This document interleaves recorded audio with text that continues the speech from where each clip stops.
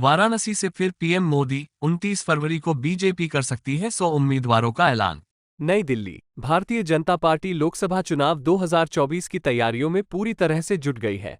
इसको लेकर 29 फरवरी को पार्टी की केंद्रीय चुनाव समिति की बैठक हो सकती है।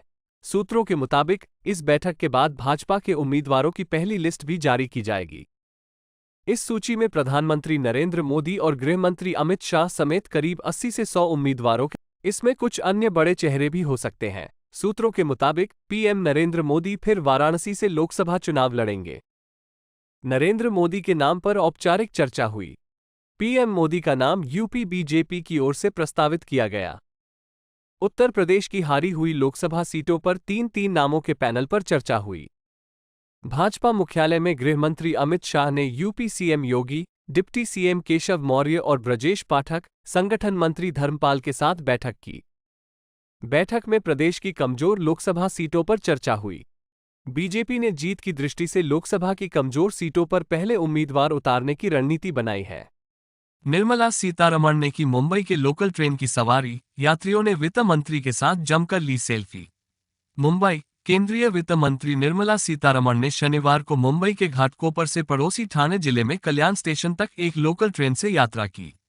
अपने बीच वित्त मंत्री को देख लोग भी आश्चर्यचकित रह गए। निर्मला सीतारमण ने अपनी 30 किलोमीटर की यात्रा के दौरान कई यात्रियों से बातचीत की। वित्त मंत्री ने मुंबई महानगर क्षेत्र की लाइफलाइन कही जाने वाली लोकल ट्रेन से की गई अपनी यात्रा की कुछ तस्वीरें भी एक्स पर पोस्ट की। आप कांग्रेस की दिल्ली समेत 4 राज्यों के लिए डील। नई दिल्ली। कांग्रेस और आम आदमी पार्टी ने आगामी लोकसभा चुनाव के लिए शनिवार को दिल्ली, गुजरात, गोवा और हरियाणा में सीट बंटवारे की घोषणा की, जिसके तहत राष्ट्रीय राजधानी में आप 4 और कांग्रेस 3 सीट पर चुनाव लड़ेगी। इसके साथ ही आम आदमी पार्टी गुजरात की भरूच और भावनगर सीट तथा हरियाणा की कुरुक्षेत्र लोकसभा सीट पर भी चुनाव लड़ेगी। पंजाब की सभी 13 लोकसभा सीटों पर दोनों पार्टियों ने अलग अलग चुनाव लड़ने का फैसला किया है। हालांकि चंडीगढ़ लोकसभा क्षेत्र में कांग्रेस अपना प्रत्याशी उतारेगी।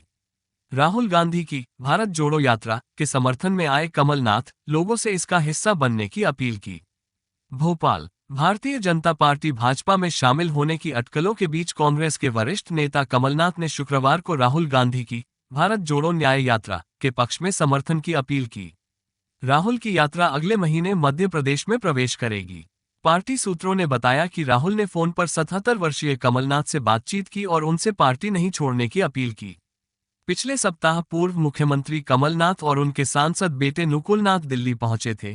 कमलनाथ ने एक्स पर लिखा, मध्य प्रदेश के लोग और कांग्रेस कार्यकर्ता राहुल गांधी की भारत जोड़ो यात्रा का स्वागत करने के लिए उत्साहित हैं। उन्होंने लिखा, हमारे नेता राहुल गांधी देशभर की सड़कों पर चक्कर लगा रहे हैं तथा उन्होंने नाइंसाफी, उत्पीड़न एवं शोषण के खिलाफ निर्णायक लड़ाई की घोषणा की है। आप देख रहे हैं न्यूज हंट टीवी और सब्सक्राइब करें न्यूज हंट 07 को।